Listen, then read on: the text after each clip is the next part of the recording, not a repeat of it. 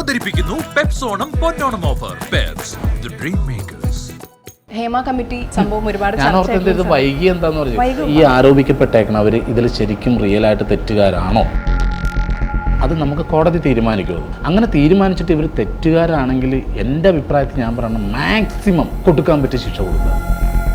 സഹോദരിമാർ അല്ല എൻ്റെ അനിയത്തിമാർ, ഇവർക്ക് നീതി കിട്ടാനായിട്ട് നമ്മൾ എപ്പോഴും കൂടെ ഉണ്ടാവും. ഇവർക്ക് നീതി കിട്ടാനായിട്ട് ഏതറ്റം വരെ പോകാനും ഞാനും കൂടെ ഉണ്ടാവും. പക്ഷേ ഈ ആരോപിച്ച ആരോപണങ്ങളെല്ലാം ഏതെങ്കിലും ഒന്ന് പോലും ഇത് റോങ് ആണെങ്കിൽ അവർക്കെതിരെ നിയമനടപടി സ്വീകരിക്കണം. എപ്പോഴും പറയും സ്ത്രീകൾക്ക് സ്വാതന്ത്ര്യമില്ല, അവർക്ക് ഒരു ഇതില്ല എന്ന് പറയും അല്ലേ? ഇപ്പോഴും അങ്ങനെയല്ല കാഴ്ചപ്പാട്. അത് നമ്മൾ ഉണ്ടാക്കണം നമ്മുടെ സ്വാതന്ത്ര്യം എന്ന് വിശ്വസിക്കുന്ന ഒരാളാണ് ഞാൻ. ഇപ്പം എനിക്കിട്ടൊരു ഒറ്റ അടി അടിച്ചു കവളത്തിട്ട്, ഇത് കിട്ടിക്കഴിഞ്ഞാൽ ഞാൻ സ്വാഭാവികമായിട്ട് ഞാൻ തിരിച്ചടിക്കും. ഈ ഇരിക്കുന്ന 3 പേരും അല്ലെങ്കിൽ അവിടെ നിന്ന് ഓടി വന്നവരും എന്നെ ഇടിക്കുകയുള്ളൂ, ഒരിക്കലും നിങ്ങളെ പറയില്ല. അതെന്താണെന്നറിയാമോ? ഈ സമൂഹത്തിന് സ്ത്രീകളോട് അത്ര വലിയ കമ്മിറ്റ്മെൻ്റ് ഉണ്ട്. ഇപ്പം ഞാനൊരു നടിയാകാൻ ആഗ്രഹിക്കുന്ന ഒരാളാണെന്ന് വിചാരിക്കും, എനിക്ക് അഭിനയിച്ചേ പറ്റൂ. പക്ഷേ സെക്ഷൽ ആയിട്ടുള്ള ഞാൻ അവിടെ അതിന് അങ്ങനെ സഹകരിക്കും. ഒരു വാക്കും കൂടി ഉണ്ട്, എനിക്ക് അഭിനയിച്ചേ പറ്റുള്ളൂ, ഏത് രീതിയിൽ അഭിനയിച്ചേ പറ്റുള്ളൂ എന്നാവരുത്. നമുക്ക് പറ്റില്ല, നമ്മളെ കൊണ്ട് ചെയ്യാൻ പറ്റാത്ത കാര്യങ്ങൾ ആവശ്യപ്പെട്ടാൽ പറ്റില്ല എന്ന് തന്നെ പറയുക. പറ്റിയ ഒരു അടിയും കറന്നിട്ട് കൊടുക്കുക, സട്ടൻ തീരുമാനങ്ങൾ എടുക്കണം. അടിക്കേണ്ടവനായിട്ടാണ് അപ്പം അടിക്കണം. ജൂനിയർ ആർട്ടിസ്റ്റുകൾക്ക് ഇരുന്ന് ടേബിളിൽ വെച്ച് ഭക്ഷണം കഴിക്കാനുള്ള ഒരു സെറ്റപ്പ് ഉണ്ടാക്കി കൊടുക്കണം. വേറെ ഒന്നും എനിക്ക് വേണ്ട. ഇല്ല, ജൂനിയർ ആർട്ടിസ്റ്റ് എങ്ങനെ ഭക്ഷണം കഴിക്കും? നിന്ന് കഴിക്കണത്. നിങ്ങൾ എന്താ പറഞ്ഞാൽ 200 പേര് 200 കസേര ഇട്ട് കൊടുത്തിട്ട് തീറ്റിങ് എവിടെയെങ്കിലും ലൊക്കേഷൻ ഉണ്ടാക്കണം. എൻ്റെ ഒരു സുഹൃത്ത് 4ാം ക്ലാസ്സിൽ വെച്ചിട്ട് അവൾ സെക്ഷലി ഹറാസ്ഡ് ആയി. അവൾക്കത് പുറത്ത് പറയാൻ ധൈര്യമില്ല. 10ാം ക്ലാസ് ആയി അവൾക്ക് ധൈര്യമില്ല. അവൾ കല്യാണം കഴിഞ്ഞ അവളുടെ ഭർത്താവിൻ്റെ അടുത്താണ് ആദ്യമായിട്ട് പറയുന്നത്. ഈ വർഷങ്ങൾ കഴിഞ്ഞ് അവൾക്കത് പറയാൻ ധൈര്യം ഉണ്ടായത്. അപ്പോൾ ഞാൻ പത്രത്തിലും പല സ്ഥലങ്ങളിലും കാണുന്ന ഒരു ചർച്ചയാണ്, എന്തുകൊണ്ട് ഈ സ്ത്രീകൾ അപ്പം സംസാരിച്ചില്ല. അതാണ് ഏറ്റവും വലിയ തെറ്റ്. തൻ്റെ അച്ഛനും അമ്മയോടും തുറന്നു പറയാൻ പറ്റാത്ത ഇത്രയും ഇതുള്ള കുട്ടി കല്യാണം കഴിഞ്ഞ് വന്ന ഭർത്താവിനോട് ആദ്യം ചാടി കയറി ഇത് പറയൂ. അതിനൊരു റീസൺ ഉണ്ടാവും. എന്താ റീസൺ? അപ്പൻ്റെ അമ്മയുടെ അടുത്ത് എന്നിട്ട് ഇത് പറ്റിയെന്ന് പറഞ്ഞാൽ ആദ്യം തന്നെ അവർ ചോദിക്കാൻ പോകുന്നത്, നീ എന്തിനാ സാഹചര്യത്തിൽ പോയി? അപ്പോഴും അവിടെ നിൽക്കുന്ന അമ്മയല്ലേ, ആ അമ്മയും കൂടി പെട്ടതാണ് ഈ സ്ത്രീ എന്ന് പറയുന്ന സമൂഹം. പെണ്ണുങ്ങളെ തല്ലണമെന്ന് പറഞ്ഞിട്ടുണ്ടെങ്കിലല്ല, ഭൂമിയിലെ ഏറ്റവും പുഴുവാണ് അവൻ. തിരിച്ച് തല്ലൂലെന്നുള്ള ഒരു ധൈര്യം ഉള്ളത് കൊണ്ട് മാത്രമാണ് ഞാൻ. സ്ത്രീകൾ പൊതുസമൂഹത്തിൽ എപ്പോഴും കംഫർട്ട് സോണിലാണ് നിൽക്കുന്നത്. എന്നെ ഒരാൾ ജംഗ്ഷനിലിട്ട് ഇടിച്ചിട്ടുണ്ടെങ്കിൽ എൻ്റെ അനിയനോ ചേട്ടനോ വന്നം തിരിച്ചിടിക്കാനായിട്ട്. പക്ഷേ നിങ്ങൾ ആരെങ്കിലും ജംഗ്ഷൻ വെച്ചൊന്ന് ഉപദ്രവിച്ച് ആ നിൽക്കണതൊക്കെ നിങ്ങളുടെ ആങ്ങളമാരും എല്ലാവരും ഇടപെട്ടു എന്നുള്ളൊരു ഉറപ്പാണ്. തെറ്റും ശരി അവിടെ നോക്കൂല. സാജു നവോദയ എന്നാണ് ഇദ്ദേഹത്തിൻ്റെ പേര്. പക്ഷേ ഇദ്ദേഹത്തെ എല്ലാവരും സ്നേഹത്തോടു കൂടി പാഷാണം ഷാജി എന്നാണ് വിളിക്കുന്നത്. Welcome to my show. ഞാൻ രേണു, എനിക്കൊപ്പം ഉള്ളത് സാജു നവോദയ ചേട്ടൻ. ഈ പാഷാണം എന്ന് പറയുമ്പോൾ ശരിക്കും നമ്മുടെ മനസ്സിലേക്ക് വിഷം എന്നുള്ള വിഷം അർത്ഥം. പാഷാണത്തിന്റെ അർത്ഥം വിഷം എന്നാണ്. വിഷം കൊണ്ട് രക്ഷപ്പെട്ടേക്കുന്ന 2 ആൾക്കാരുള്ളൂ. ഒന്ന് അത് വിൽക്കണവരും പിന്നെ ഞാനും. ഹേമ കമ്മിറ്റി സംഭവം ഒരുപാട് ഞാൻ ഓർക്കുന്നത് ഇത് വൈകി എന്താന്ന് പറഞ്ഞു. പണ്ടൊക്കെ നമ്മളോട് ചോദിക്കണ ക്ഷേമ അന്വേഷിക്കണേ, ഇപ്പൊ ഹേമ കമ്മീഷൻ അന്വേഷിക്കണത്. ചോദിക്കാൻ വന്ന ചോദ്യം ഞാൻ ചോദിച്ചില്ല. അപ്പൊ അത് ചർച്ച ആയിക്കൊണ്ടിരിക്കുന്ന ഒരു സമയമാണ്. ഇപ്പൊ ചേട്ടന്റെ സിനിമയിൽ തന്നെ ആരോപിതരായിട്ടുള്ള ഒരുപാട് പേര് അഭിനയിച്ചിട്ടുണ്ട്. അപ്പൊ നമ്മുടെ കൂടെയുള്ള ഒരാൾക്കെതിരെ ആരോപണം വരുമ്പോൾ നമ്മളൊരു വല്ലാത്ത ഡിഫിക്കൽട്ട് പൊസിഷനിലാവും. നമുക്ക് അവരെ സപ്പോർട്ട് ചെയ്യാൻ പറ്റില്ല. നമുക്ക് കാരണം അതിന് പല ഇംപ്ലിക്കേഷൻസ് ആണ്. സപ്പോർട്ട് ചെയ്യാതിരിക്കാൻ പറ്റത്തില്ല, because they could be your friend. അങ്ങനത്തെ എല്ലാ കാര്യങ്ങളും വരും. ഇടപഴകിയ ഒരു സമയത്ത് എപ്പോഴെങ്കിലും ഇങ്ങനത്തെ ഒരു ആരോപണത്തിനൊരു സാധ്യത ഉണ്ടെന്ന് പോലും തോന്നിയിട്ടുള്ള ഒരു സാഹചര്യം ഉണ്ടായിട്ടുണ്ട്. ഞാനൊരു കാര്യം ചോദിക്കട്ടെ, ഹസ്ബൻഡിന്റെ പേരെന്താ? ജെബിൻ. പൂർണ്ണമായിട്ടും പുള്ളിനെ മനസ്സിലാക്കി എന്ന് പറയാൻ പറ്റുമോ? പറ്റില്ല. എനിക്ക് ഞാൻ എന്താണെന്ന് കറക്റ്റായിട്ട് അറിയാൻ പറ്റും. ഒരിക്കലും ഒരു കാരണവശാലും ഒരാൾക്ക് പറയാൻ പറ്റില്ല ഞാൻ ഏത് രീതി ചിന്തിക്കും. എൻ്റെ മൈൻഡാണത്. ഞാൻ ഏത് രീതി ചിന്തിച്ച് പോകണം, എന്താ പ്രവർത്തിക്കണമെന്ന് നമുക്ക് മാത്രമേ പറയാൻ പറ്റുള്ളൂ. നോർമലി നമുക്ക് ഓരോ ചിന്തപ്പാടുകളുണ്ടാകും. എല്ലാവർക്കും അറിയാവുന്ന അവനിങ്ങനെ കൂടി വന്ന് ഇത്രയും പോകും. അതല്ല കഴിഞ്ഞ് നമ്മുടെ ഉള്ളിൽ നമ്മൾ മാത്രം ഒതുക്കി വെക്കണ ഒരു മനുഷ്യൻ നമ്മളിലുണ്ട്, എല്ലാവരിലും ഉണ്ടത്. ആ രീതിയിൽ പറയുമ്പോഴത്തേക്ക് അവരെന്ത് ചെയ്യുന്നു ഒരിക്കലും നമുക്ക് പറയാൻ പറ്റില്ല. ഞാനിപ്പോൾ പറഞ്ഞ് കുഴപ്പിക്കാൻ വേണ്ടി പറഞ്ഞല്ലേ ഇത്. നോർമലി കറക്റ്റ് നമുക്ക് ഇതിനെക്കുറിച്ച് എന്താണെന്നറിയാം. ഹേമ കമ്മീഷൻ എന്ന് പറഞ്ഞ ഈ സംഭവം ഞാൻ വായിച്ചിട്ടില്ല. ഞാൻ 10th പഠിക്കുമ്പോൾ എൻ്റെ സോഷ്യൽ സ്റ്റഡീസിൻ്റെ ബുക്ക് ഞാൻ വായിച്ചിട്ടില്ല. കാരണം എത്ര ഉണ്ട് ആ ബുക്ക്. അത് വായിച്ച് പഠിച്ചായിരുന്നെങ്കിൽ ഞാൻ ഇന്ന് എവിടെ എത്തുമെന്നറിയാമോ? അതുപോലെ അത്രയും മടിയുള്ള ഒരാളാണ് ഞാൻ. മൊബൈലൊരു ഇത് വന്നു കഴിഞ്ഞാൽ എൻ്റെ വൈഫ് എപ്പോഴും ചോദിക്കും, ഞാനിങ്ങനെ കേട്ട് 2 സെക്കൻഡ് കേട്ട് കഴിയുമ്പോൾ തന്നെ അടുത്തത് കേൾക്കും. അത് ഫുള്ള് കേൾക്ക് എന്നാലേ മനസ്സിലാവില്ല. അല്ല ഈ പോണ റൂട്ട് കാണുമ്പോൾ നമുക്കറിയാം.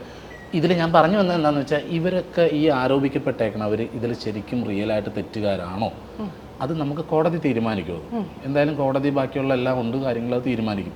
അങ്ങനെ തീരുമാനിച്ചിട്ട് ഇവർ തെറ്റുകാരാണെങ്കിൽ എൻ്റെ അഭിപ്രായത്തിൽ ഞാൻ പറയണം മാക്സിമം കൊടുക്കാൻ പറ്റിയ ശിക്ഷ കൊടുക്കുക.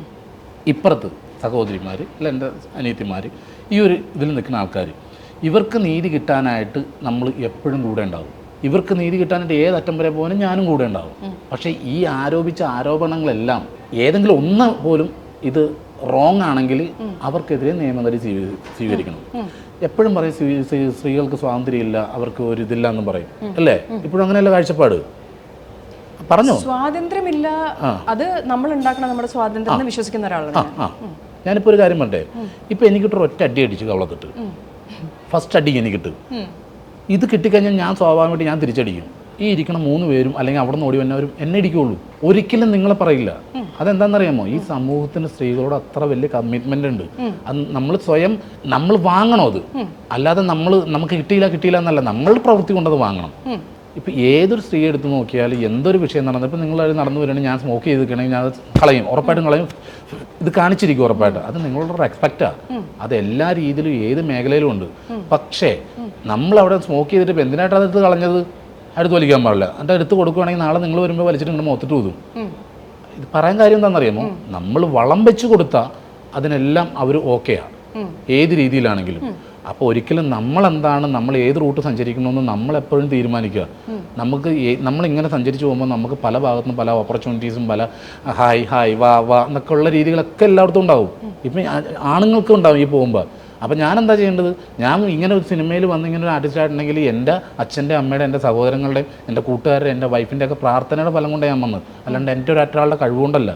ഞാൻ എങ്ങോട്ട് കാലെടുത്ത് വെക്കുമ്പോഴൊന്നും പുറകോട്ട് തിരിഞ്ഞു നോക്കുക. എൻ്റെ ഫാമിലി ഉണ്ട്, എന്നെ ഡിപ്പെൻഡ് ചെയ്ത് ജീവിക്കുന്ന ഇത്ര ആൾക്കാരുണ്ട്, അവരെ നോക്കാൻ ഞാൻ മാത്രമേ ഉള്ളൂ. ഞാൻ എപ്പോഴും അമ്പലത്തിൽ പോയി പ്രാർത്ഥിക്കുന്നത് എന്താണെന്നറിയാം? എനിക്കൊന്നും വരത്തല്ലേ എന്നാ പ്രാർത്ഥിക്കുള്ളൂ. വീട്ടുകാരും ഞാൻ പറയില്ല, അവർക്ക് എന്ത് പറ്റിയാലും ഞാൻ നോക്കും. എനിക്ക് എന്തെങ്കിലും സംഭവിച്ചു അവരെ കൊണ്ട് നോക്കാൻ പറ്റില്ല. അപ്പോൾ അതുകൊണ്ട് നമുക്ക് ഈ സിനിമയെന്ന് പറഞ്ഞ ഫാൻറ്റസിയിൽ നമുക്ക് ഒരുപാട് പൂക്കളും കായ്കളും കനികളും ഒക്കെ ഉണ്ട് അതിൻ്റെ ഉള്ളിൽ. ഏതം തോട്ടം പോലെ ഒരു സംഭവം അത്. അതിനകത്ത് മനസ്സിലായി, നല്ല മധുരമുള്ള പഴങ്ങളുണ്ട്, കയ്പുള്ള പഴങ്ങളുണ്ട്. നമ്മൾ സെലക്ട് ചെയ്യണ പോലെ ഇരിക്കും. മനസ്സിലായ? നമ്മൾ സാധാരണ ഒരു ചെടി വകഞ്ഞു മാറ്റി നമുക്ക് പോവാം, മുൾച്ചെടി വകഞ്ഞു മാറ്റി ആരെങ്കിലും പോവുക, ആ മുൾച്ചെടിയാണെന്ന് കണ്ടിട്ട് നമ്മൾ തിരിച്ചു പോകണം. പക്ഷേ ഇതിലൊരു വലിയ പ്രശ്നം, ഇപ്പം ഞാനൊരു നടിയാകാൻ ആഗ്രഹിക്കുന്ന ഒരാളാണെന്ന് വിചാരിക്കും. എൻ്റെ പാഷൻ അഭിനയമാണ്, എനിക്ക് അഭിനയിച്ചേ പറ്റൂ. പക്ഷേ സെക്ഷൽ ആയിട്ടുള്ള ഞാൻ അവിടെ അതിന് അങ്ങനെ സഹകരിക്കും. ഒരു വാക്കും കൂടി ഉണ്ട്, എനിക്ക് അഭിനയിച്ചേ പറ്റുള്ളൂ, ഏത് രീതിയിലും അഭിനയിച്ചേ പറ്റുള്ളൂ എന്നാവരുത്. അതിലോട്ടാണ് ഞാൻ വരുന്നത്. അപ്പം എനിക്ക് പക്ഷേ എന്നോട് ഫേവേഴ്സ് ചോദിക്കുകയാണ്. ഞാനൊരു കാസ്റ്റിംഗ് കൗച്ചിലൂടെ കടന്നു പോയാൽ മാത്രമേ എനിക്ക് അഭിനയിക്കാൻ പറ്റൂ എന്നുള്ളൊരു സാഹചര്യം വന്നു വന്നിരിക്കുക. അങ്ങനെ ഒരു സാഹചര്യം വരുമ്പോൾ അഭിനയം പാഷനായ ഞാൻ, പ്രത്യേകിച്ച് ഒരു സ്ത്രീയുടെ ഒരു പ്രശ്നമുണ്ട് നമ്മുടെ ഒരു സമൂഹത്തിൽ. അവളൊരു ഇത്ര പ്രായം കഴിഞ്ഞിട്ടുണ്ടെങ്കിൽ അവളുടെ റോളുകൾ കുറയും. ഒരു നായകനെ പോലെ അല്ല നായിക വരിക. നായികയ്ക്ക് ഇത്ര കൊല്ലം കഴിഞ്ഞിട്ടുണ്ടെങ്കിൽ ഇപ്പം 20 വയസ്സുള്ളൊരു പെൺകുട്ടിയുടെ റോള് ഇപ്പം 50 വയസ്സുള്ള ഒരാൾക്ക് ചെയ്യാൻ പറ്റത്തില്ല. അതേസമയം നായകന്മാർ അവർ 70-ലും 80-ലും കോളേജ് കുമാരന്മാരായിട്ട് അഭിനയിക്കുന്ന പോലത്തെ റോളുകൾ അവർക്ക് കൊടുക്കും. നമ്മുടെ സൊസൈറ്റിയുടെ പ്രശ്നമാണ് ഇത്, എൻ്റെയോ നിങ്ങളുടെയോ അല്ല. ഇത് ആ സൊസൈറ്റി കൺസീവ് ചെയ്യുന്ന ഒരു രീതിയാണ്. അങ്ങനെ വന്നു കഴിയുമ്പോൾ ആ സ്ത്രീക്ക് ഇത്ര നാളെ അവൾക്ക് ആ പ്രൈമായിട്ട് നിന്നിട്ട് അഭിനയിക്കാനുള്ള ഒരു സാഹചര്യം കിട്ടുന്നുള്ളൂ. എത്ര വന്നാലും സൊസൈറ്റി വർഷങ്ങൾക്ക് ശേഷം മാറുമായിരിക്കും, ഇപ്പം മാറിയിട്ടില്ല. അങ്ങനെ വരുമ്പോൾ അവൾ സിനിമയിലേക്ക് പോകാൻ ആഗ്രഹിക്കുമ്പോൾ ഇത്തരം സാഹചര്യങ്ങളിലൂടെ അവൾ കടന്നു പോകേണ്ടി വരുന്നു, അത്തരം ഒരു സിറ്റുവേഷൻ വരുന്നു എന്ന് പറയുന്നത് തന്നെ വേണ്ടെന്ന് വെക്കണം. സിനിമ വേണ്ടെന്ന് വെക്കണം. എന്താ ഉദ്ദേശിച്ചത്? സിനിമ വേണ്ടെന്ന് നോക്കണം. നമ്മുടെ ലൈഫ് നമ്മൾ എങ്ങനെയാണോ ജീവിക്കേണ്ടത് നമ്മൾ തീരുമാനിക്കും. അത് റിയൽ ലൈഫിൽ നമ്മൾ മറ്റുള്ളവർക്ക് ഒരാൾക്കെങ്കിലും മാതൃകയായിട്ട് നമ്മൾ ജീവിച്ചു കാണിക്കണം. ഒന്നല്ലെങ്കിൽ ഏതെങ്കിലും ഒരാൾക്ക്, ഒരു കുട്ടിക്കോ, അതെങ്കിലും നമ്മുടെ ജീവിതം ഒരു മാതൃകയായിട്ട് വേണം. അതിന് സിനിമയില്ലെങ്കിൽ എന്താണ്? ഞാനിപ്പോഴും പറഞ്ഞു, എനിക്ക് സിനിമയില്ലെങ്കിൽ ഞാൻ അന്തസ്സായിട്ട് ജീവിക്കും. അതിന് സിനിമ വേണമെന്ന് നിർബന്ധമൊന്നും. അത് പബ്ലിക് ഫിഗർ ആകാനായിട്ട് ആഗ്രഹിക്കുന്ന ഒരു പരിധി വരെ ആൾക്കാരുണ്ട്. അതിൻ്റെ ഒന്നും ആവശ്യമില്ല. നമുക്കുള്ളതാണെങ്കിൽ നമ്മൾ അത് വരും. നമ്മൾ ഇപ്പോൾ സിനിമയിൽ എത്താനായിട്ട് ഞാനൊന്നും ഒരിക്കലും സിനിമയിലേക്ക് ഓടി വന്ന് കയറിയതല്ല. ഈ ചാനലിലൂടെയൊക്കെ ചെയ്ത് ഇപ്പോൾ ഒരു ആൾക്ക് സിനിമയിൽ കയറാനായിട്ട് ഒരു പാടുമില്ല. ഒരു ലേഡീസിന് ഒരു കാസ്റ്റിംഗ് കോളിന് ഒന്നിനും പോകണ്ട. യൂട്യൂബ് എന്ന മാധ്യമമുണ്ട്, അതിൽ പെർഫോം ചെയ്യുക. നമ്മുടെ പെർഫോമൻസ് കണ്ടിട്ട് വിളിക്കും അവർ. എത്രയോ പേര് ഇപ്പോൾ യൂട്യൂബർമാരെ വെച്ചിട്ടാണ് ഇപ്പോൾ ആ വാഴയെന്ന് പറഞ്ഞ സിനിമ ചെയ്തേക്കണത്. അങ്ങനെയൊക്കെ നോക്കാൻ പാടില്ലേ കുട്ടികൾക്ക്? അല്ല ഞാൻ പറയട്ടെ, ഇവർ എന്ത് ഏജുള്ള കുട്ടികളെ ഈ സിനിമയിൽ അഭിനയിക്കണമെന്ന് പറഞ്ഞാൽ, അല്ല പാരൻസായിട്ട് വന്നാൽ ആ പാരൻസിന് ഉത്തരവാദിത്തം വേണം. അല്ലെങ്കിൽ നമ്മളിപ്പോൾ ദുബായിലോ അല്ല അമേരിക്കയിലോ നമ്മളൊരു ജോലിക്ക് കൊണ്ടുപോകണം. നമ്മൾ എന്താ തിരഞ്ഞെടുക്കുന്നത്? എനിക്ക് അടുത്ത് പരിചയമുള്ള ഒരാളെന്നെ കൊണ്ടുപോകണമെങ്കിൽ ഓക്കെ, കംഫർട്ടാണ്. അതല്ലാതെ ഒരു കമ്പനിയുടെ പേര് വിട്ട് പരസ്യം വന്നിട്ട് ആ പരസ്യം കണ്ടിട്ട് കയറി പോണവർക്കൊക്കെ അനുഭവം അങ്ങനെ ആയിരിക്കുള്ളൂ. അതേപോലെ ഈ കാണിക്കുന്നത് നമുക്ക് പറ്റില്ല. നമ്മളെ കൊണ്ട് ചെയ്യാൻ പറ്റാത്ത കാര്യങ്ങൾ ആവശ്യപ്പെട്ടാൽ പറ്റില്ല എന്ന് തന്നെ പറയുക. പറ്റിയ ഒരു അടിയും കറന്നിട്ട് കൊടുക്കുക. എന്നിട്ട് ഫീൽഡ് വിട്ടൊന്നും പോകണ്ട, അടുത്ത മാർഗം നോക്കാം ഫീൽഡിൽ കയറാനുള്ള. അതുപോലെ തന്നെ തീരുമാനങ്ങൾ എടുക്കാൻ ലേറ്റ് ആവരുത്. അതിലാണ് നമ്മൾ ഇരിക്കുന്നത്. സട്ടൻ തീരുമാനങ്ങൾ എടുക്കണം. അടിക്കേണ്ടവനായിട്ടാണ് അപ്പം അടിക്കണം. ഇപ്പോൾ പറഞ്ഞ ജൂനിയർ ആർട്ടിസ്റ്റുള്ള വിഷയം നടക്കുന്നുണ്ട്. ഈ ജൂനിയർ സീനിയർ വന്ന പ്രശ്നം പക്ഷെ വിവേചനം ഉണ്ടെന്നല്ലേ പറയണേ ഇപ്പൊ ചേട്ടൻ ഉണ്ട്. ഞാനിപ്പോൾ എൻ്റെ സിനിമ ഡയറക്റ്റ് ചെയ്യാൻ പോണത് ഞാൻ എഴുതി വെച്ചേക്കുന്നത് ഇപ്പം ഞാൻ 3 വർഷമായിട്ട് അത് പ്ലാൻ ചെയ്തുകൊണ്ടിരിക്കണം. ഈ അടുത്തൊന്നുമല്ല, ഒരു 6 മാസം മുമ്പാണ് പ്രൊഡ്യൂസർ വന്നേക്കണം. ഈ പ്രൊഡ്യൂസറിന് എൻ്റെ ഭാഗത്ത് നിന്ന് ഞാൻ കൊടുത്തേക്കുന്ന ഡിമാൻഡ് എന്താണെന്നറിയാം, ജൂനിയർ ആർട്ടിസ്റ്റുകൾക്ക് ഇരുന്ന് ടേബിളിൽ വെച്ച് ഭക്ഷണം കഴിക്കാനായിട്ടുള്ള ഒരു സെറ്റപ്പ് ഉണ്ടാക്കി കൊടുക്കണം. വേറെ ഒന്നും എനിക്ക് വേണ്ട. അതിപ്പോ ഇല്ല എന്നാണോ പറയണേ? ഇല്ല. അപ്പൊ ജൂനിയർ ആർട്ടിസ്റ്റ് എങ്ങനെ ഭക്ഷണം കഴിക്കും? നിന്ന് കഴിക്കണത്. നിങ്ങൾ എന്താ പറഞ്ഞാൽ 200 പേര് 200 കസേര ഇട്ട് കൊടുത്തിട്ട് തീറ്റിങ് എവിടെയെങ്കിലും ലൊക്കേഷൻ ഉണ്ടാക്കണം? ഞാൻ പോയിട്ടുണ്ട് ലൊക്കേഷൻസ്, ബാച്ച് ആയിട്ടിരുന്ന സുന്ദരി ഗാർഡൻസിൽ ഞാൻ അതിലൊരു ചെറിയ റോൾ ചെയ്തിട്ടുണ്ട്. നിങ്ങൾ ഉദ്ദേശിക്കുന്നത് മെയിൻ ക്യാരക്ടർ ചെയ്യാത്ത ആർട്ടിസ്റ്റുകൾ. അതും അല്ലാതെ ക്രൗഡ് തന്നെ കണ്ടിട്ടുണ്ട്. അങ്ങനെ വരുന്ന ഡാൻസുകളും ഞാൻ നോക്കുമ്പോൾ ഞാൻ സാധാരണക്കാരൻ്റെ വീട്ടിൽ നിന്ന് വന്നതാണ്. അപ്പോൾ എനിക്ക് കാണുന്നതെല്ലാം എൻ്റെ ചിറ്റ, എൻ്റെ അമ്മായി, അങ്ങനെയുള്ള ഒരു കാറ്റഗറിയാണ്. ഞാൻ അവരുടെ കൂടെ പോയിരുന്ന ഭക്ഷണം കഴിച്ചിട്ടുണ്ട്. അവരോട് തമാശ പറയാം, അവരോട് ചിരിച്ചും കളിച്ചിരിക്കും. ഞാൻ ഈ പ്രൊഡ്യൂസറിന് അങ്ങനെ വന്ന ആൾക്കാർക്ക് എത്ര പേരുണ്ടോ അത്രയും പേരുന്ന് ഇരുന്ന് ഭക്ഷണം കഴിക്കാനുള്ള ഒരു അവസരം. ഷൂട്ട് നടക്കുന്ന ഗ്രൗണ്ടിലായിരിക്കും, വിയർത്തൊലിച്ച് ഇങ്ങനെ നിൽക്കുകയായിരിക്കും. അത് കഴിഞ്ഞിട്ട് ആ വിയർപ്പും വെച്ചിട്ട് ഞാൻ കണ്ടുകൊണ്ട് പോയി കഴിച്ചിട്ട് ഇങ്ങനെ തുടക്കണതും ഒക്കെ കണ്ടുകൊണ്ടിരിക്കുക. നമ്മുടെയൊക്കെ വീട്ടിലെ അമ്മയൊക്കെ ഇരിക്കാൻ സ്ഥലം അമ്മ നിന്നോണ്ട് കഴിക്കുമല്ലോ വർത്താനം പറഞ്ഞ്. അതേപോലെയൊക്കെ ഒരു ഫീലാണ് എനിക്ക്. ഞാനത് കാരണം ഒരേ ഡിമാൻഡ് വെച്ചിട്ടുള്ളൂ, എൻ്റെ സിനിമയിൽ ഈ ഇതായിട്ട് വന്ന ആൾക്കാർക്ക് ഇരുന്ന് ഭക്ഷണം ഹാപ്പിയായിട്ട് കഴിക്കാനുള്ള രീതി ഇവിടെ എന്ത് കൊടുക്കണം അതുപോലെ അവിടെയും കൊടുക്കണമെന്ന് പറയും. ചേട്ടൻ വരുന്ന സമയത്ത് ഇപ്പം ഒരു മെയിൻ താരമായിട്ട് വന്ന ഒരാളല്ല, ചേട്ടൻ വിവേചനവും അങ്ങനത്തെ എല്ലാ സാധനങ്ങളും ചേട്ടന് ഫേസ് ചെയ്തിട്ട് തന്നെയാണ് വരുന്നത്. അല്ല, നമ്മൾ പലതിൽ നിന്ന് മാറുക. എനിക്ക് കാരവാൻ വേണ്ട, നിർബന്ധമില്ല. അവിടെ പോയിരിക്കുകയാണെങ്കിൽ എനിക്ക് അതൊരു വെറുപ്പൂട്ടില്ല. ഞാൻ പുറത്ത് പോയിരിക്കുന്നു, അല്ലെങ്കിൽ കസേരയിട്ട് എല്ലാവരും ഇന്ന് വർത്താനം പറയും. പിന്നെ ഡ്രസ്സ് മാറുന്ന സമയത്തൊക്കെ കാരവാനിൽ കയറി ഇത് അല്ലാണ്ട് ഇപ്പം അതിൻ്റെ ഉള്ളിൽ ഇരിക്കും, അതിൻ്റെ ഉള്ളിൽ കിടക്കണം, അങ്ങനെയൊന്നുമില്ല. നമുക്ക് എപ്പോഴും ഇത് ഉണ്ടാവില്ലല്ലോ. ഇനി എൻ്റെ അവസാനത്തെ ചോദ്യം, നേരത്തെ പറഞ്ഞൊരു കാര്യത്തിൽ നിന്നാണ്, അതായത് അടിക്കേണ്ടത് അപ്പം തന്നെ അടിക്കണം. എൻ്റെ ഒരു സുഹൃത്ത് 4ാം ക്ലാസ്സിൽ വെച്ചിട്ട് അവൾ സെക്ഷലി ഹറാസ്ഡായി. അവൾക്കത് പുറത്ത് പറയാൻ ധൈര്യമില്ല. 10ാം ക്ലാസ്സായി അവൾക്ക് ധൈര്യമില്ല. ഡിഗ്രി അവൾക്ക് ധൈര്യമില്ല. അവൾ കല്യാണം കഴിഞ്ഞ അവളുടെ ഭർത്താവിൻ്റെ അടുത്താണ് ആദ്യമായിട്ട് പറയുന്നത്, എനിക്ക് സെക്ഷലി എന്നെ 4ാം ക്ലാസ്സിൽ വെച്ച ഒരാൾ ഹരാസ് ചെയ്തു. അതിനുശേഷം അപ്പോഴത്തേനും ഒരുപാട് വർഷങ്ങളായേ.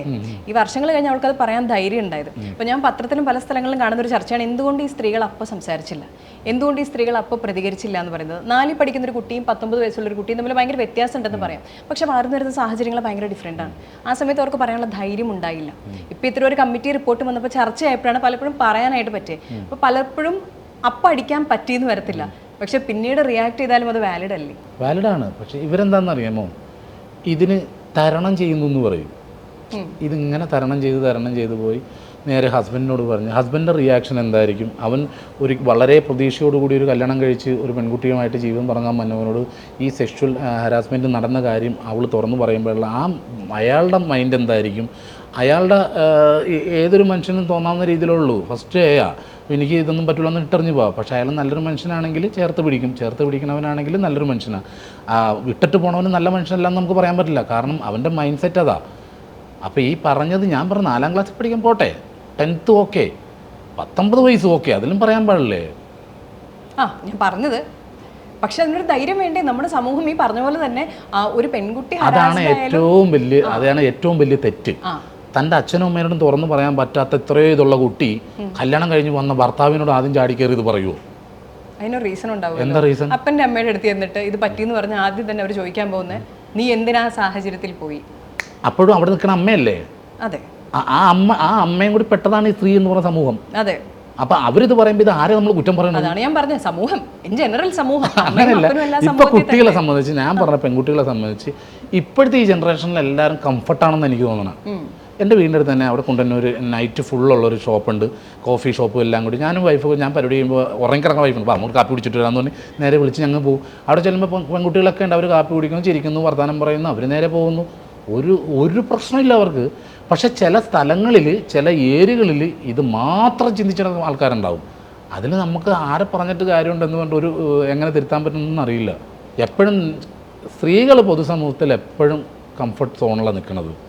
എവിടെ ഒരു പ്രശ്നം ഉണ്ടായാലും വീട്ടിൽ നിന്ന് അച്ഛനും അമ്മയൊന്നും ഓടി വരണ്ട. എന്നെ ഒരാൾ ജംഗ്ഷനിലിട്ട് ഇടിച്ചിട്ടുണ്ടെങ്കിൽ എൻ്റെ അനിയനോ ചേട്ടനോ വന്നം തിരിച്ചിടിക്കാനായിട്ട്. പക്ഷേ നിങ്ങളാരെങ്കിലും ജംഗ്ഷൻ വെച്ചൊന്ന് ഉപദ്രവിച്ച് നിൽക്കണതൊക്കെ നിങ്ങളുടെ ആങ്ങളമാരും എല്ലാവരും ഇടപെട്ടു എന്നുള്ള ഒരു ഉറപ്പാണ്. തെറ്റും ശരി അവിടെ നോക്കൂല.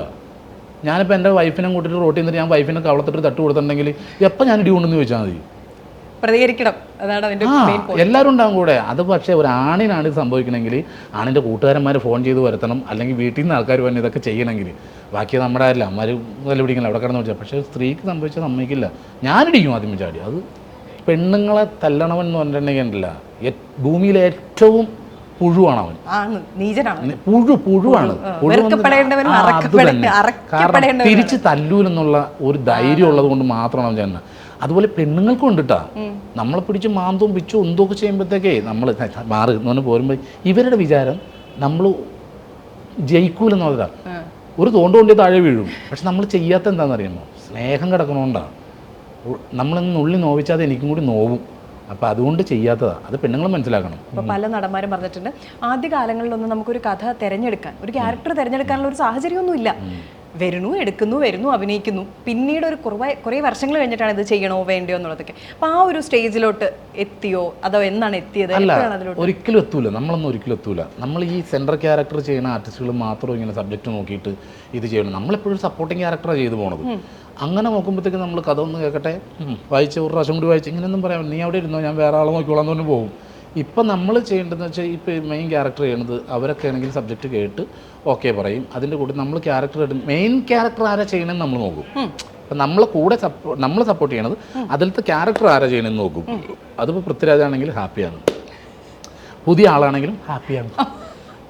നമ്മൾ വർക്ക് ചെയ്യുക, ജീവിതം മുന്നോട്ട് പോകണമെങ്കിൽ വർക്ക് വേണം. കാരണം സെലിബ്രിറ്റി എന്നുള്ളൊരു പേരുണ്ടായതുകൊണ്ട് നമ്മൾ ഒരിക്കലും നമ്മുടെ വയറ്റിലേക്ക് പോകില്ല, കുടുംബം നോക്കാൻ പറ്റില്ല. ഇതെല്ലാം ആണെങ്കിൽ വർക്ക് വേണം. അപ്പോൾ അതുകൊണ്ട് എല്ലാ സിനിമകളല്ലേ, ഇപ്പം എല്ലാം തികഞ്ഞവർ ആദ്യം തന്നെ വന്നിട്ട് 100 സിനിമ ഒറ്റയടിക്കങ്ങ് ചെയ്തു പോകുന്നില്ല. തുടക്കക്കാരും തന്നെ എല്ലാ സിനിമയിലും അഭിനയിക്കും. ഈ സ്റ്റേജ് ഷോയ്ക്കൊക്കെ അവതരിപ്പിക്കാൻ പോയിട്ട് ഇപ്പം നാദിർഷായ്ക്ക് ഒരു തവണ വന്നിട്ട് പറഞ്ഞിട്ടുണ്ട്, ആകെപ്പടെ പ്രശ്നമായി, പറ്റിച്ചു, പിന്നെ ചില ഒരു സ്ഥലത്ത് സ്റ്റേജിന് തീയിട്ടൊരു കഥ, അങ്ങനത്തെ എല്ലാം പറഞ്ഞിട്ടുണ്ട്. അപ്പം ഒരുപാട് സഞ്ചരിച്ചിട്ടില്ല ഈ സ്റ്റേജ് ഷോ പരിപാടിയിലായിരുന്നു. അപ്പം ദൂരാനുഭവങ്ങളും ഉണ്ടായിട്ടുണ്ടോ നിങ്ങൾ? ഒത്തിരി ഉണ്ട്. ഇതുപോലെ പൈസ ഇപ്പോൾ വരും ചേട്ടാ, ഇപ്പോൾ വരും പറഞ്ഞിട്ട് അവസാനം എൻ്റെ അടുത്ത് പറഞ്ഞ് ഭാര്യ 2.5 ലക്ഷം രൂപ എനിക്ക് തന്നെ. ഞാൻ ആ 2.5 ലക്ഷം രൂപ ഞാൻ ആർട്ടിസ്റ്റുകളെ പിരിച്ചുകൊണ്ട് എനിക്ക് ഞാൻ അപ്പോൾ തന്നെ ആർട്ടിസ്റ്റുകളെ പിരിച്ചു വിട്ടു. എന്നിട്ടും പൈസ തരാൻ ഹോട്ടലിൽ ഇരിക്കട്ടെ, ഞാൻ അങ്ങോട്ട് വരാമെന്നുണ്ട്. ഹോട്ടലിൽ ഞാൻ ലഞ്ച് പോലും കഴിച്ചിട്ടില്ല, ഡിന്നർ പോലും കഴിച്ചിട്ടില്ല നൈറ്റ്. അങ്ങനെ ഇരിക്കുകയെ. കാരണം ഇവരെല്ലാവരും സെറ്റ് ചെയ്ത് വിട്ടു. ഞാൻ ഈ ചെക്കനും ഭാര്യയും ഒരു കുഞ്ഞുമായിട്ടുണ്ട്, പൊടി കുഞ്ഞു ഇതായിട്ട് വന്ന് എൻ്റെ മുമ്പിൽ വന്നിരുന്നിട്ട് പറഞ്ഞു, ചേട്ടാ വിചാരിച്ച പോലെ ടിക്കറ്റൊന്നും കളക്ഷൻ ആയില്ല, പൈസ ഒന്നും കിട്ടിയില്ല, ഒരു താക്കോല് നിന്ന് എൻ്റെ കാറിൻ്റെ, ഇത് ചേട്ടനെടുത്തു എന്ന് പറഞ്ഞു. ഞാൻ പറഞ്ഞു എന്താണെന്ന് ചോദിച്ചപ്പോൾ എൻ്റെ വണ്ടി ചേട്ടൻ കൊണ്ടുപോയിക്കോ. അതാണ് ഈ പെങ്കൊച്ചിൻ്റെ മുഖത്ത് ചോരയില്ല. കാരണം അവർ വലിയൊരു ഈവൻ്റായിട്ട് പ്ലാൻ ചെയ്തതാണ്, ഫാമിലി അടക്കം നിന്നിട്ട്. പക്ഷേ പാളിപ്പോവും, എല്ലാവർക്കും പാളിപ്പോവും ഇതൊക്കെ. ഞാൻ പറഞ്ഞു ദൈവത്തെ ഓർത്ത് നീ ഇത് എനിക്ക് തരില്ല, നീ കുഞ്ഞിനെയും വൈഫിനെയും കൊണ്ട് രാത്രി എൻ്റെ വീട്ടിലേക്ക് പോകും. ഞാൻ എങ്ങനെയായാലും ഇവിടെ ഹോട്ടലിൻ്റെ പൈസ ഞാൻ കൊടുക്കണം, അത് വേണ്ട, ഞാൻ പൊക്കോ. ഞാൻ നേരെ പോന്നു കഴിഞ്ഞ് പിറ്റേ ദിവസം അവിടെ ചെന്നപ്പോഴത്തേക്ക് രാവിലെ തന്നെ അവനെ വിളിച്ച്, പയ്യന് ഞാനുമായിട്ട് കണക്റ്റില്ല, എൻ്റെ പയ്യനുണ്ടല്ല കാര്യങ്ങൾ നോക്കണം, അവൻ വിളിച്ച് പൈസ രാവിലെ തന്നെ ഇടണോട്ടാന്ന് പറഞ്ഞു. അപ്പോൾ തന്നെ വൈഫ് വിളിച്ച്, ചേട്ടായി ഇങ്ങനെ പറഞ്ഞിട്ട് അവിടുന്ന് ആൾ വിളിച്ച്. ഞാൻ പറഞ്ഞില്ല, ഞാൻ ഉറങ്ങി എണീറ്റുള്ളൂ, ഞാൻ വിളിച്ച് പറഞ്ഞോളാം എന്ന് പറഞ്ഞ്. ഇതുവരെ ഞാൻ ചോദിച്ചിട്ടില്ല, കോളും ചെയ്തിട്ടില്ല, നിങ്ങൾക്ക് പൈസ കിട്ടി എന്താ ഞാൻ ചോദിച്ചിട്ടില്ല. അവനിപ്പോൾ ഈ ഇൻ്റർവ്യൂ കാണുമ്പോൾ അവനറിയാൻ പറ്റും. പക്ഷെ അത് കഴിഞ്ഞിട്ട് നമുക്ക് സ്വയം കുറച്ച് കഴിഞ്ഞാൽ നമ്മൾ പൈസയ്ക്ക് ബുദ്ധിമുട്ടുന്ന ഒരു സമയത്ത് തോന്നത്തില്ലേ? എപ്പോഴും ബുദ്ധിമുട്ടുണ്ട്. ഞാൻ ചെയ്തേക്കുന്ന കാര്യങ്ങൾ വെച്ച് നോക്കുമ്പോൾ നിങ്ങൾക്ക് എന്നെ ശരിക്കും അറിയില്ല എന്നിട്ടാ. ഞാൻ എൻ്റെ വീട് വെച്ചിട്ട് വീട് വിറ്റിട്ട് വേറെ ആൾക്ക് വീട് വെച്ച് കൊടുത്ത ആളാണ് ഞാൻ. 15 വർഷം വാടക താമസിച്ചിട്ട് ഞാൻ വീട് വെച്ച്, ആ വീട് വിറ്റിട്ട് ഞാൻ 10 ലക്ഷം രൂപ മേലെ മുടക്കിയിട്ട് ഒരാൾക്ക് ഞാൻ വീട് വെച്ച് കൊടുത്തു, ഒരു ക്യാൻസർ പേഷ്യൻറ്റിന്. ഒരു നേരത്തെ മരുന്ന് മേടിച്ച് കൊടുക്കണമെന്ന് പറഞ്ഞ് എന്നെ വിളിച്ചിട്ട് ഞാനും എൻ്റെ വൈഫും കൂടി ചെന്നാൽ. എന്നിട്ട് അവിടെ ചെന്നപ്പോൾ ഈ പേഷ്യൻ്റ് കിടക്കണ ഈ ഫ്ലെക്സ് വിരിച്ചൊരു വീട്, അതിൻ്റെ ഫ്ലെക്സ് ഇട്ടിട്ട് അതിലാണ് കിടക്കണത്. എൻ്റെ വൈഫിന് ഞാൻ നമുക്കൊരു കട്ടിൽ വാങ്ങിച്ചുകൊണ്ട് വരാമെന്ന് പറഞ്ഞു. അങ്ങനെ ഞങ്ങൾ കട്ടിൽ വാങ്ങിക്കാൻ വൈഫ് നമുക്കൊരു കുഞ്ഞു വീട് വെക്കാമെന്ന് പറഞ്ഞു. കാരണം 2 പെൺമക്കളാണ്, +1 +2 പഠിക്കുന്നത് മരട്ടിൽ ഇവിടെ തന്നെ. +2 +1 പഠിക്കുന്ന 2 പെൺകുട്ടികൾ. ഇവർ ബാത്റൂമിൽ പോകണം എപ്പോഴാണെന്ന് അറിയാമോ? വെളുപ്പിന് 4 മണിക്ക് അല്ലെങ്കിൽ 3:30 എണീറ്റിട്ട് പറമ്പിൽ പോകണം, തിരിച്ച് പിന്നെ പോകണമെങ്കിൽ നൈറ്റ് എല്ലാവരും ഉറങ്ങുമ്പോൾ രാത്രി സ്ഥലത്ത് പോകണം. അപ്പോൾ വൈഫിൻ്റെ കൊണ്ട് ചേട്ടാ നമുക്കൊരു കുഞ്ഞ് വീട് വെച്ച് കൊടുക്കാമെന്ന് പറഞ്ഞു. അങ്ങനെ വീട് വെച്ച് കൊടുക്കാമെന്ന് പറഞ്ഞപ്പോഴത്തേക്ക് ഞാനത് പറഞ്ഞാൽ നമുക്ക് വെച്ച് കൊടുക്കാമെന്ന് പറഞ്ഞു. അപ്പോൾ അടുത്ത വീട്ടുകാരൊക്കെ വന്ന് ആൾക്കാരൊക്കെ വന്ന് നമുക്ക് എല്ലാവർക്കും കൂടി സഹകരിച്ച് വലിയ വീട് വെച്ച് കൊടുക്കുക. പിന്നെ ഒരു കല്ലെടുക്കാൻ ഒരാൾ വെച്ചിട്ടുണ്ടാവും, ഈ പിന്നെ ലേബർ ചാർജ് കൊടുക്കേണ്ടി വരില്ല എന്നൊക്കെ പറഞ്ഞ്. ഫസ്റ്റ് കല്ലിട്ടെന്ന് എല്ലാവരും വന്നാൽ പിന്നെ ആരും വന്നില്ല. പിന്നെ ഞാനും വൈഫും എൻ്റെ ഈ പറഞ്ഞ പയ്യനും അദാനീസ് എന്ന് പറഞ്ഞാൽ അവനും മാത്രമേ ഉള്ളത്. അപ്പം ഞാൻ കോഴിക്കോട് ഇതിൻ്റെ ആണെന്ന് തോന്നുന്നു ഷൂട്ട് കിടക്കണം കോഴിക്കോട്. അപ്പോൾ ആ സമയത്ത് തന്നെ ഞാൻ പറഞ്ഞു നിങ്ങൾ തറയിട്ട് വന്നിട്ട് ഞാൻ അങ്ങോട്ട് പോയി. അപ്പം ഞാൻ എത്ര ലോഡ് കല്ലടിച്ചു എന്ന് ചോദിച്ചപ്പോഴത്തേക്ക് 14 ലോഡ് കല്ലടിച്ചു. ഒരു വീട് ഒക്കെ 14 ലോഡ് കരിങ്കല്ലിൽ അടിച്ചെന്ന്. ഞാൻ വരുമ്പോഴത്തേക്ക് എൻ്റെ നെഞ്ചിൻ്റെ പൊക്കത്തിന് തറയിട്ട് വെച്ചേക്കുക, വീടിൻ്റെ തറ. അപ്പം ഞാൻ ചോദിച്ചു ഇതെന്തായിട്ടത്? അല്ല വെള്ളം കയറുമോ എല്ലാം ചെയ്തതിൻ്റെ കുഴപ്പമില്ല. ഞാൻ പറഞ്ഞു എൻ്റെ പൊന്നേട്ടാ ഞാൻ ചെയ്തോളാം എന്ന് തന്നെ. അങ്ങനെ ഞാൻ തന്നെ നിന്ന് പണിത് 2 bedroom attached, bathroom, hall, kitchen, work area ഒക്കെ ആയിട്ട് ഒരു നല്ല വീട് അവർക്ക് വെച്ച് കൊടുത്ത് ഇപ്പോൾ ആ കുഞ്ഞുങ്ങൾ സുഖമായിട്ട് ടോയ്ലറ്റിൽ പോകും, അവർ കാര്യങ്ങൾ അവർ വിളിക്കാറുണ്ട്, വൈഫിനെ എന്നെ വിളിക്കാറുണ്ട്. നിങ്ങൾ എന്നിട്ട് വേറെ വീട് വെച്ചോ സ്വന്തം? ഞാൻ വാടക ഇപ്പോഴും ഫ്ലാറ്റിൽ. അപ്പോൾ നിങ്ങൾക്ക് സ്വന്തം വീട് വെക്കണ്ടേ? നമ്മൾ അത്രയും സെൽഫിഷ് അല്ല. ഞാൻ എൻ്റെ സന്തോഷം എൻ്റെ വൈഫിൻ്റെ സന്തോഷമാണ് ഞങ്ങളുടെ ലൈഫ്. ഞങ്ങൾക്ക് Is she okay with all this? ഇത് ചെയ്യുമ്പോൾ ഭാര്യ ഓക്കെ ആണ്? എല്ലാത്തിനും ഒരു ചൂട് മുമ്പിലാത്തി. ഇപ്പം അടുത്ത വൈഫിൻ്റെ ആഗ്രഹം എന്താണെന്നറിയാമോ? ഞങ്ങൾ അടുത്ത സ്ഥലം മേടിച്ചിട്ട് ആ വീട് വെച്ചിട്ട് ആരോരും ഇല്ലാത്ത അമ്മമാരും ഞങ്ങളോട് താമസിക്കാൻ വേണ്ടിയിട്ട് അങ്ങനത്തെ ഒരു വീട് വെക്കാനായിട്ടാണ് ഇപ്പം എൻ്റെ വൈഫിൻ്റെ പ്ലാൻ. അത് തന്നെയാണ് എൻ്റെ പ്ലാൻ. ഞങ്ങളുടെ സന്തോഷമാണ് ഞങ്ങളുടെ ജീവിതം. നിങ്ങളുടെ പേര് പാഷാണം ഷാജി എന്നാണെങ്കിലും പേരിൽ മാത്രമേ ഉള്ളൂ പാഷാണം, ബാക്കിയൊക്കെ ഞാൻ ഓക്കെ. ബാക്കി അങ്ങനെയല്ല. ഇനി ചേട്ടൻ്റെ തന്നെ ഞാൻ ഒരു പത്രവാർത്തയിൽ കണ്ടിട്ടുണ്ട്, പോലീസിനെ കണ്ടാൽ ഞാൻ പണ്ട് ഓടി ഒളിക്കുമായിരുന്നു, അല്ലെങ്കിൽ ഞാൻ പോലീസിലായിരുന്നു എന്നൊക്കെ പറഞ്ഞത് വെറുതെ ഒരു ഇതിനു വേണ്ടി പറഞ്ഞതാണോ അതോ? ഇല്ല, ഞാൻ സെലക്ഷനൊക്കെ പോയിട്ട് എനിക്ക് സെലക്ഷനൊക്കെ കിട്ടിയതാണ്. പക്ഷെ അപ്പോഴും നമുക്ക് മിമിക്രി അല്ലേ ഉള്ളിൽ കിടക്കണത്. ഞാൻ വീട്ടിൽ വന്നിട്ട് ഞാൻ പങ്കെടുത്തില്ല എന്ന് പറഞ്ഞു. ഹിൽ പാലസിൽ ഞാൻ പോയി, എന്നെ കയറൊക്കെ ഇവിടെ തോന്നണം, എന്നെ കയറ് പൊക്കത്തിന് കയറിട്ട് അതിൻ്റെ ഇവിടെ കൂടിയാണ് പോണ കയറ്. ഫിസിക്കലി അല്ല, ഞാൻ ക്രിക്കറ്റും ഫുട്ബോളൊക്കെ കളിക്കണേ, എല്ലാം പാസ്സായതാ. പക്ഷെ ഞാൻ വീട്ടിൽ വന്നിട്ട് തോറ്റുപോയി എന്ന് പറഞ്ഞു. പിന്നെ മലപ്പുറത്താണ് റിട്ടേൺ ഡിസ്ട്രിക്ട്, പോയില്ല. പക്ഷേ ഒരു ഫോട്ടോ കണ്ടിട്ട് പലരും ഇത് പാഷാണം ഷാജി അല്ലേ എന്ന് ചോദിക്കുന്ന ഒരു സാഹചര്യം. ഇത് പുള്ളിയുടെ ഡ്യൂപ്പല്ല കേട്ടോ, ഞാൻ എൻ്റെ ഡ്യൂപ്പാ പുള്ളി.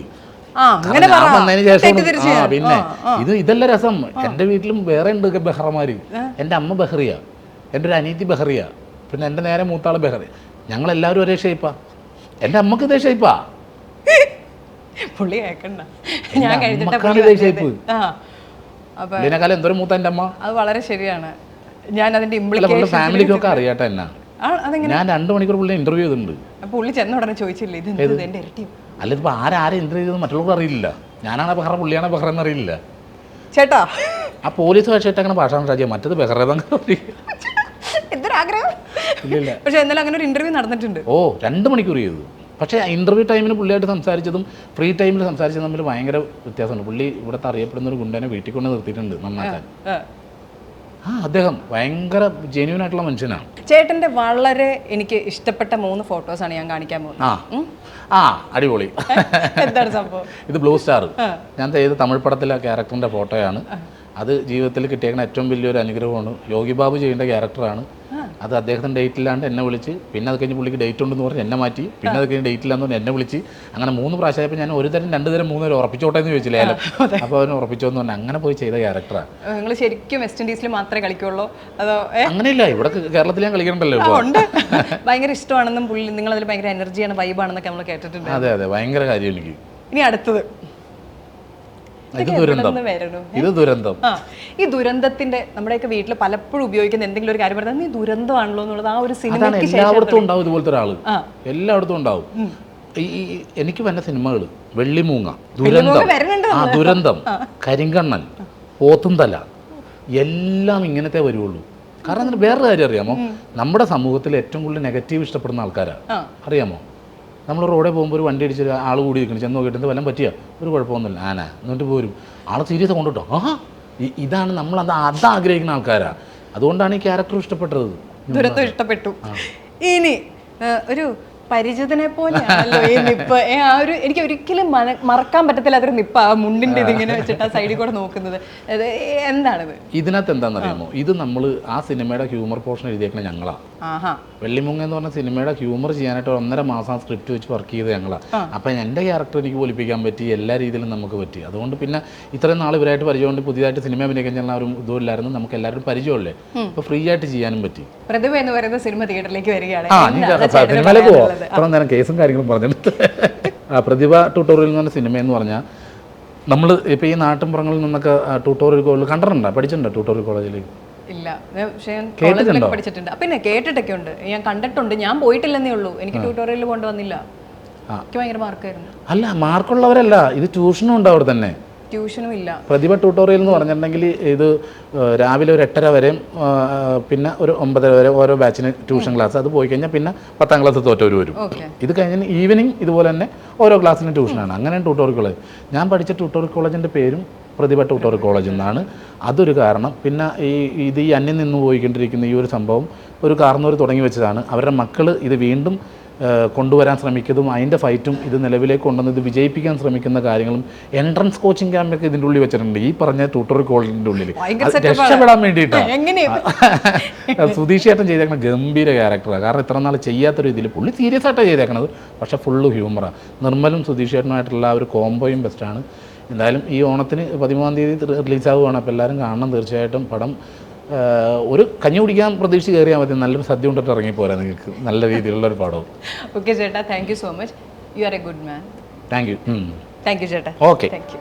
അവതരിപ്പിക്കുന്നു പെപ്സോണം പൊന്നോണം offer Peps the dream maker.